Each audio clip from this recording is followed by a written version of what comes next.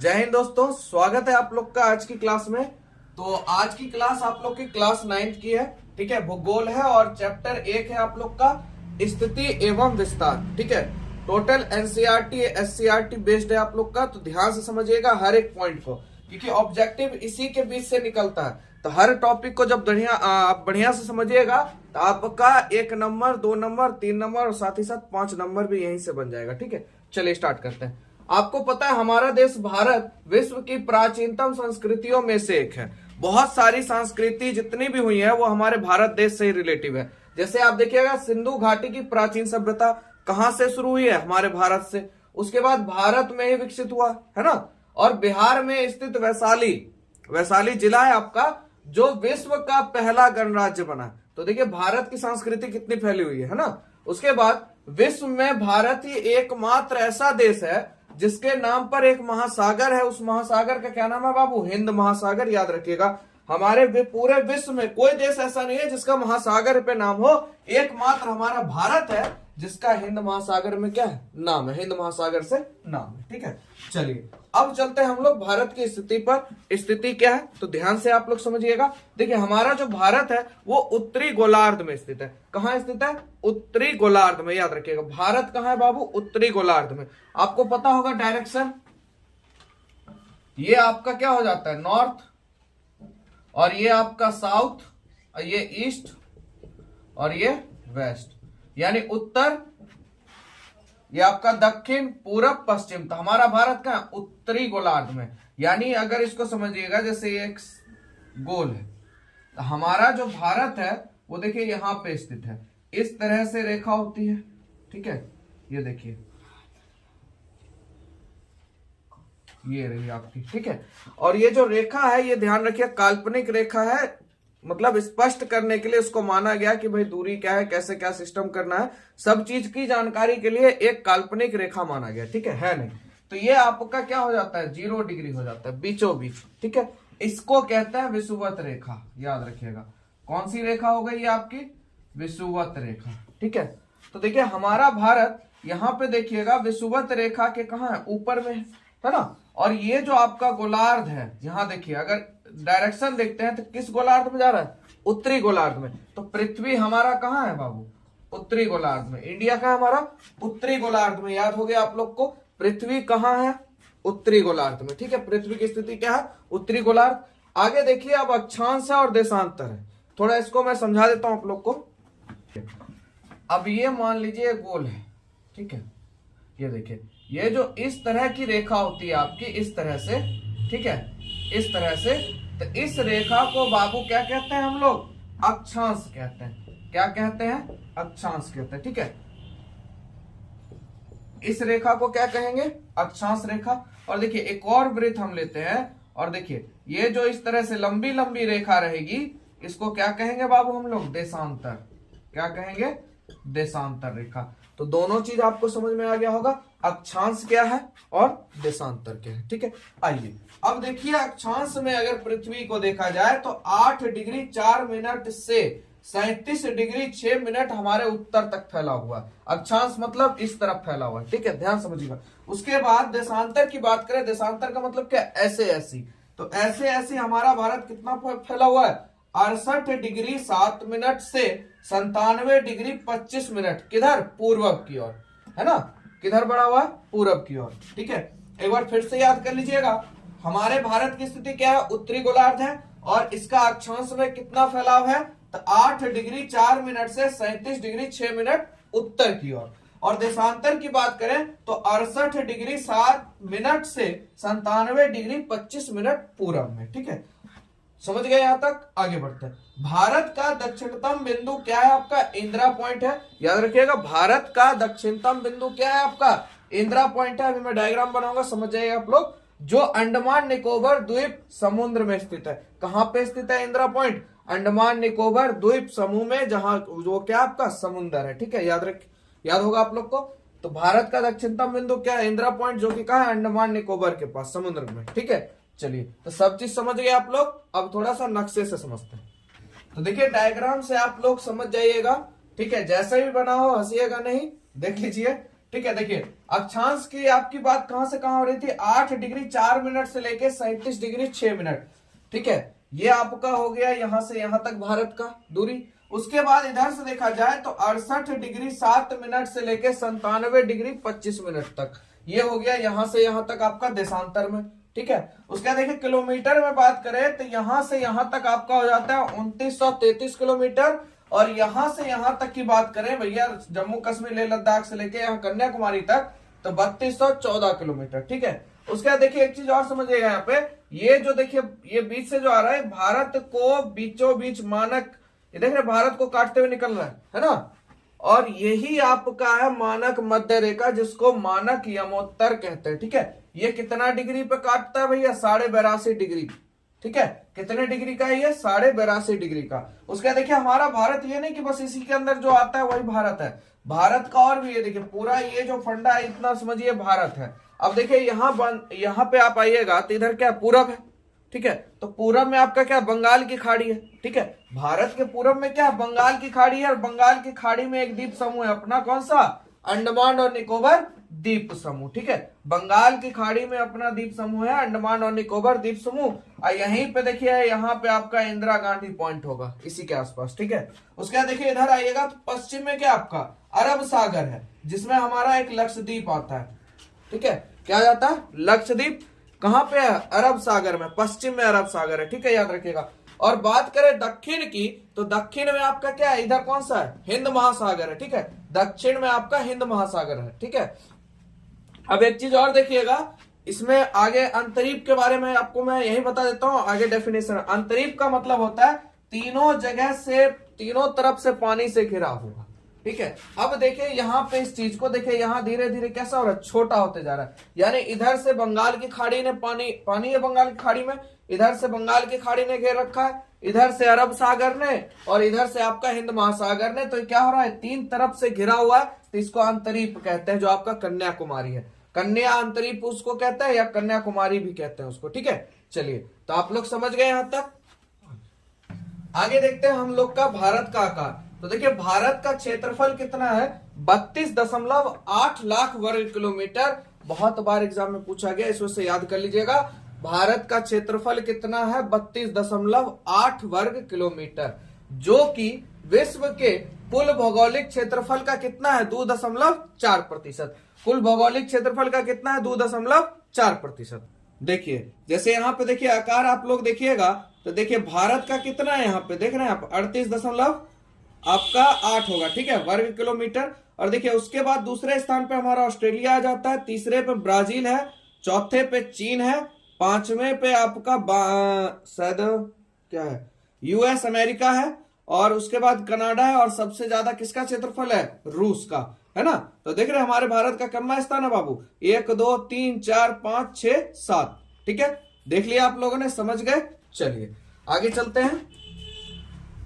चलिए अब बात करते हैं विश्व के 7 सबसे बड़े देश। आपने डायग्राम में देख लिया, अब आप यहां पे भी देखिए, सबसे बड़ा देश आपका क्या है, रूस है, रूस के बाद कनाडा, कनाडा के बाद चीन, चीन के बाद USA, United state of America, Brazil, Australia, और हमारा 7वें नंबर पे क्या है, भारत है।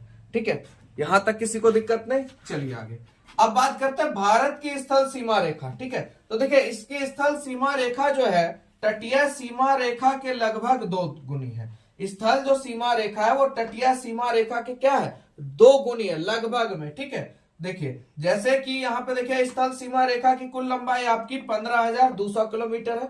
ठीक है, स्थल सीमा की कुल लंबाई कितनी है, 15,200 किलोमीटर। अब मुख्य भूमि की अगर तटीय सीमा रेखा देखा जाए तो 6100 किलोमीटर लंबी है। ठीक है, भारतीय द्वीपों की तटीय सीमा रेखा सम्मिलित करने पर जो भारत द्वीप है उनकी भी तट की रेखा सम्मिलित अगर करेंगे, जो आपका अंडमान निकोबार है और लक्षद्वीप है, तो करने पर इसकी कुल लंबाई हो जाती है 7516.6 किलोमीटर। ठीक है, कितनी हो जाती है, 7516.6 किलोमीटर। ठीक है, आगे बात करते हैं भारत को अगर देखा जाए मोटे तौर पर, तो भारत त्रिभुजाकार है। नीचे से अगर देखते हैं आप लोग तो त्रिभुज की तरह आ रहा है, भी देख रहे हैं भी, तो त्रिभुजाकार। और इसका उत्तरी भाग क्या आपका चौड़ा है, और दक्षिणी भाग लगभग 22 डिग्री उत्तरी अक्षांश से दक्षिण की ओर क्रमशः क्या हो गया, पतला हो गया। और ये क्यों हो रहा है, आपको मैंने बताया था डायग्राम में, यहां पे है ना। और सबसे अंतिम छोर पर भारत की मुख्य भूमि ने अंतरीप का रूप ले लिया, ठीक है। और जिसे क्या कहते हैं, कुमारी अंतरीप, या जिसे लास्ट छोर क्या हमारा, कन्याकुमारी, है ना। जम्मू कश्मीर टू कन्याकुमारी लास्ट हो जाता है। अब अंतरीप क्या मैंने बताया था आपको, तीनों तरफ से समुद्र से घिरा हुआ है ना। देखिए समुद्र की ओर मुख्य स्थल भाग का निकला हुआ सकरा या पतला भाग, तीनों ओर समुद्र से घिरा हो क्या कहलाता है, अंतरीप कहलाता है। हमारे भारत का जो नीचे वाला छोर है ये कितने समुद्र से घिरा हुआ है, 3 समुद्र से, बंगाल की खाड़ी, अरब सागर और इधर आपका हिंद महासागर। तो क्या हो रहा है, पतला होते जा रहा है, इसी चीज को क्या कहते हैं, अंतरीप कहते हैं, ठीक है। आगे बात करते हैं भारत के प्रायद्वीपीय आकार के कारण। अब देखिए पूरब में आपका क्या है, बंगाल की खाड़ी, मैंने बताया था आपको, है ना। उसके बाद पश्चिम में आपका अरब सागर इस तरफ, और दक्षिण में आपका क्या है, हिंद महासागर। तो इस तीनों तरफ से भारत के प्रायद्वीप जुड़े हुए, ठीक है, तीनों तरफ से ही घिरा हुआ है आपका अंतरिप, और यही तीनों है आपका प्रायद्वीप आकार के कारण, ठीक है। दक्षिण में हिंद महासागर, ये तीनों समुद्र की ओर से घिरे हुए। चलिए आगे देखते हैं हम लोग अक्षांशीय एवं देशांतरीय विस्तार का प्रभाव, ठीक है। तो देखिए भारत में अरुणाचल प्रदेश और कच्छ के बीच में स्थानीय समय में 2 घंटे का अंतर है। यहां से भी क्वेश्चन आता है, ठीक है, और कंपटीशन में भी पूछा जाता है यहां से। तो भारत में जो अरुणाचल प्रदेश और कच्छ के बीच में स्थानीय समय का अंतराल कितने घंटा का है भैया, 2 घंटे का अंतर है। कितने घंटे का, 2 घंटे का, अरुणाचल प्रदेश से कच्छ तक। देखिए जब अरुणाचल प्रदेश में सूर्य उदय होता है तो उस समय कच्छ में क्या रहता है, अंधेरा रहता है, और वहां 2 घंटे बाद क्या होता है, सूर्य उदय होता है। कहां पे, कच्छ में, ठीक है, समझ गए यहां तक। और वहां 2 घंटे बाद सूर्योदय होता है। ऐसा दोनों में 30 डिग्री देशांतरीय विस्तार के कारण होता है। अब कभी कभी क्वेश्चन में ये भी पूछ देता है भाई अरुणाचल प्रदेश और कच्छ, ठीक है, इन दोनों के बीच 2 घंटे का समय का अंतर होता है, किसके कारण होता है, तो 30 डिग्री देशांतरीय विस्तार के कारण होता है। किसके कारण होता है बाबू, 30 डिग्री देशांतरीय विस्तार के कारण। आपको पता है पृथ्वी क्या है, गोल है ना। पृथ्वी क्या है, गोल है। गोल यानी वो कितने डिग्री कोण बनाता है, 360 डिग्री का कोण बनाता है पृथ्वी, ठीक है। और 24 घंटे में आप हमको बताइए, ये देखिए यहाँ पे इस चीज को समझिएगा, ये पृथ्वी गोल है, 24 घंटे में बताइए वो कितने डिग्री कोण बनाएगा, 360 डिग्री का कोण बनाएगा 24 घंटे में, ठीक है। उसके बाद यहाँ पे देखिए यानी 1 डिग्री में 4 मिनट का अंतर होता है। 1 डिग्री बराबर कितना होता है, 4 मिनट। देखिए यहाँ अंतर कितना है, देशांतरीय अंतर 30 डिग्री का, तो 1 डिग्री में कितना, 4, तो 30 को किससे गुना करेंगे, 4 से, 4 तिया 12, 120 मिनट, 120 मिनट का मतलब 2 घंटा। इसीलिए कितने घंटे का अंतर है, 2 घंटे का। समझ गए हो गए आप लोग, ठीक है। चलिए आगे बढ़ते हैं। भारत की मानक देशांतरीय रेखा, मैंने आपको डायग्राम में दिखाया था। मानक देशांतरीय रेखा कितनी हमारी, 82.5 डिग्री, यानी 82 डिग्री 30 मिनट, है ना। पूर्वी देशांतर है जो कहां से, इलाहाबाद से, आपको मैंने डायग्राम में बताया था ना, इलाहाबाद से नैनी से होकर गुजरती है। मानक मध्य रेखा चुनते समय इस बात का ध्यान रखा जाता है कि वह देश के बीचों बीच से गुजरती हो, ठीक है, देश के कहां से, बीचों बीच से गुजरती हो, तथा 7.5 डिग्री का गुणांक हो, ताकि 7.5 डिग्री देशांतरीय दूरी पर स्थित स्थानों के बीच में 30 मिनट का क्या हो, समय अंतर, ठीक है। आगे बात करते हैं हम लोग कर्क रेखा। कर्क रेखा अपने अक्ष से कितना डिग्री झुका होता है, 23.5 डिग्री, याद रखिएगा। कर्क रेखा कितना डिग्री, 23.5 डिग्री। कर्क रेखा कितनी आपकी, 23.5 डिग्री, ठीक है। चलिए ये भारत के बीचों बीच से गुजरती है और इससे लगभग 2 भागों में बांटती है। कर्क रेखा भारत के बीचों बीच से गुजरती है ना, और लगभग इसे 2 हिस्सों में बांटती है ना। भारत के बीचों बीच से गुजरती है और इसे लगभग 2 भागों में क्या करती है, बांटती है। और यह कर्क रेखा हमारे पड़ोसी राज्य झारखंड की राजधानी क्या चीज, रांची, तथा पड़ोसी देश बांग्लादेश से होकर गुजरती है। अब यहाँ पे एक चीज और है जो कंपटीशन के लेवल पे आधारित है कि बताइए कर्क रेखा किन किन राज्यों से होकर गुजरती है। तो इसके लिए एक फंडा था, ठीक है, आप लोग भी जानते होंगे, अगर जानते हैं तो बहुत अच्छी बात है, नहीं जानते तो सुन लीजिए, सीख लीजिए।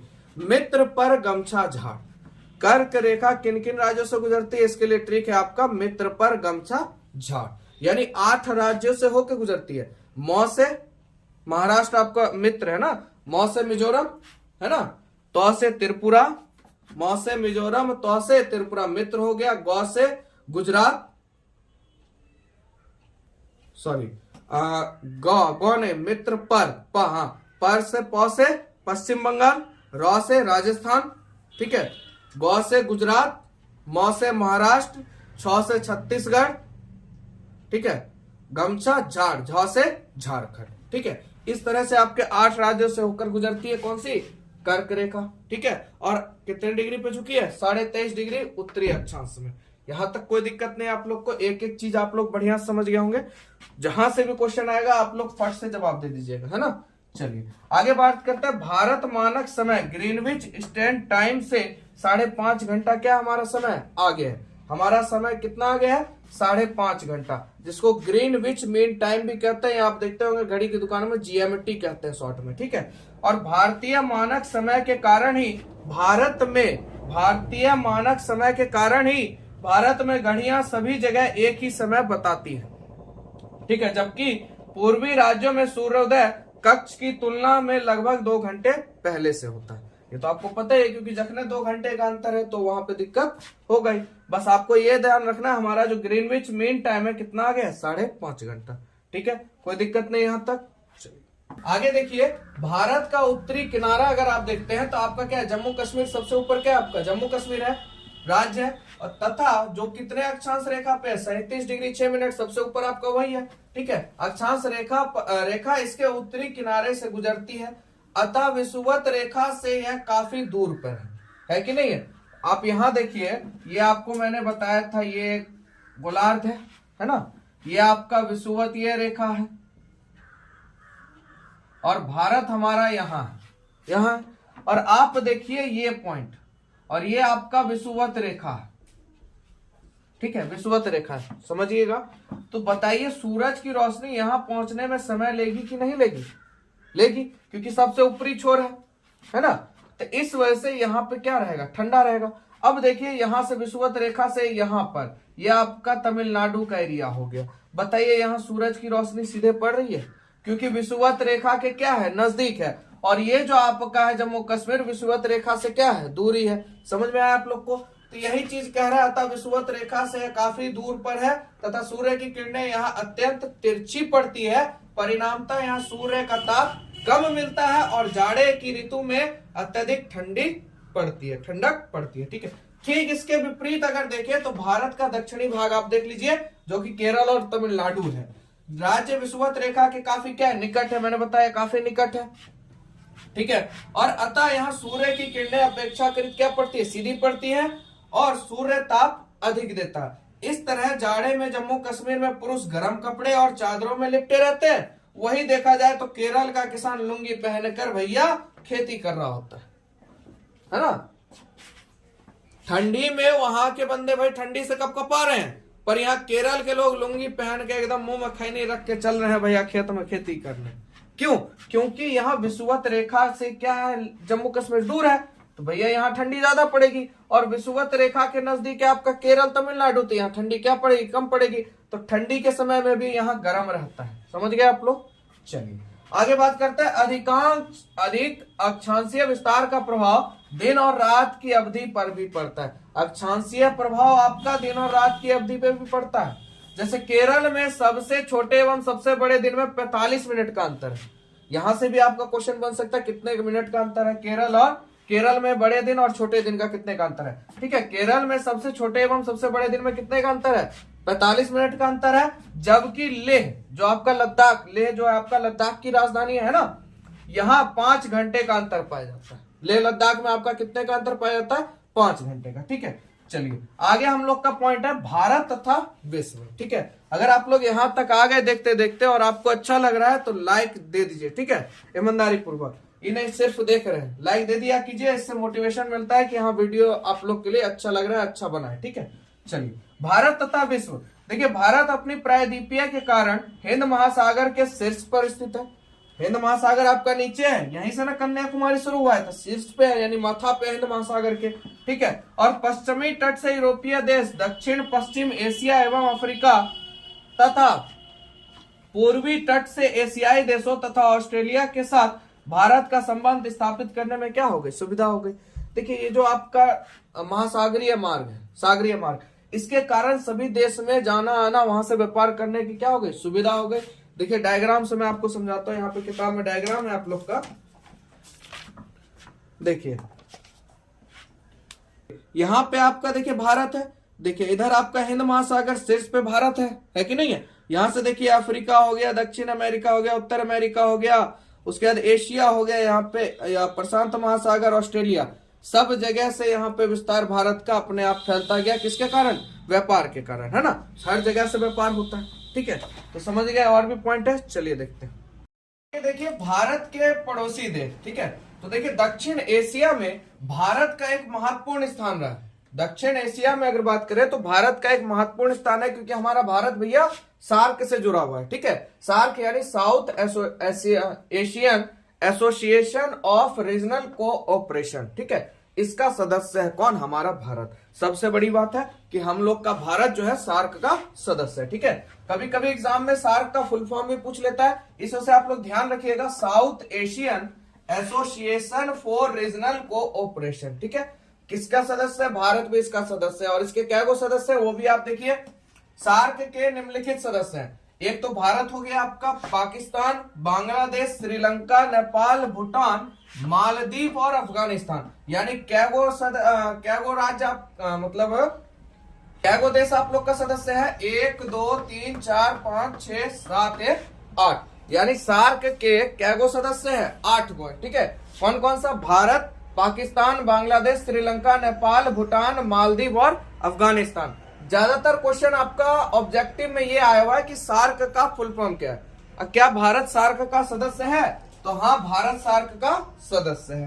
ठीक है, उसके बाद भारत की स्थल सीमा देखिए 7 देशों को छूती है। भारत की जो स्थल सीमा है वो कितने देशों को छूती है, 7 देशों को। तो देखिए पाकिस्तान हो गया आपका, अफगानिस्तान हो गया, चीन हो गया, नेपाल, भूटान, बांग्लादेश तथा म्यांमार को। तो स्थल सीमा क्या गो छूती है बाबू, 7 गो का, 7 का नाम आपके पास है। ठीक है, आगे बात करते हैं। श्रीलंका एवं मालदीव हिंद महासागर में स्थित द्वीपीय पड़ोसी देश है। याद रखिएगा, श्रीलंका और मालदीव हिंद महासागर बीच में है, दोनों एगो ही तरफ है, एगो ही तरफ है ना, तो दोनों द्वीपीय पड़ोसी देश है। और श्रीलंका भारत से मन्नार की खाड़ी तथा पाक जल संधि द्वारा अलग होता है। सबसे इंपॉर्टेंट है, बहुत सारे कंपटीशन में भी पूछा गया है और एग्जाम में भी पूछा गया। तो श्रीलंका भारत से किस तरह अलग होता है, मन्नार की खाड़ी से तथा पाक जल संधि द्वारा। कौन सी जल संधि के द्वारा, पाक जल संधि द्वारा। ठीक है, चलिए आगे बढ़ते हैं। भारत की मुख्य भूमि पर स्थित धनुष कोटी से श्रीलंका का तट कितना किलोमीटर है, 24 किलोमीटर, जिसको एडम्स ब्रिज कहते हैं आप लोग। ठीक है, कितना किलोमीटर का है, 24 किलोमीटर का। ठीक है, चलिए जम्मू कश्मीर के उत्तर पूर्व में तिब्बत का पठार, जम्मू कश्मीर के उत्तर पूर्व इधर जाइएगा तो आपका तिब्बत का पठार है, जो कि अब चीन के अंतर्गत आता है। भैया चीन के अंतर्गत आने लगा है, कौन सा, तिब्बत का पठार। ठीक है, यहाँ कैलाश पर्वत और मानसरोवर झील भी स्थित है आपका जम्मू कश्मीर के साइड में। इसके बाद उत्तर पूर्व की ओर बढ़ने पर नेपाल भारत का अन्य पड़ोसी देश है। उत्तर इधर आपका नेपाल हो जाता है ना। उसके बाद हिमालय की गोद में बसा है नेपाल, जो है किस में बसा है, हिमालय की गोद में। ठीक है, तो यहां तक आप समझ गए। एक बार फिर से इस क्वेश्चन को याद कर लीजिएगा, क्योंकि बहुत बार पूछा गया है। श्रीलंका भारत से किस तरह अलग होता है, तो पाक जल संधि द्वारा, एक मन्नार की खाड़ी द्वारा। ठीक है, तो आप लोग समझ गए। चलिए आगे देखिए, तो नेपाल आपके हिमालय की गोद में बसा हुआ है, और नेपाल में हिमालय से निकलने वाली नदियां बिहार के मैदानी क्षेत्र से होकर क्या होती है, गंगा नदी में मिलती है। कोसी नदी आपकी, इसी में एक नदी आती है कोसी नदी। ठीक है, जो इसको क्या कहा जाता है बाबू, बिहार का शोक कहा जाता है, क्योंकि हर साल बाढ़ आने की संभावना रहती है। वैसे तो अब थोड़ा कम हुआ है, नहीं तो पहले तो बाढ़ आते ही रहता है। ठीक है, बिहार में, तो बिहार में अगर सबसे ज्यादा बाढ़ लाने वाला नदी है तो कौन सा है आपका, कोसी नदी है। इसीलिए इसे एक भैया क्या कहते हैं, गुलदस्ता दिया गया है कि भैया आप बिहार के शोक हो।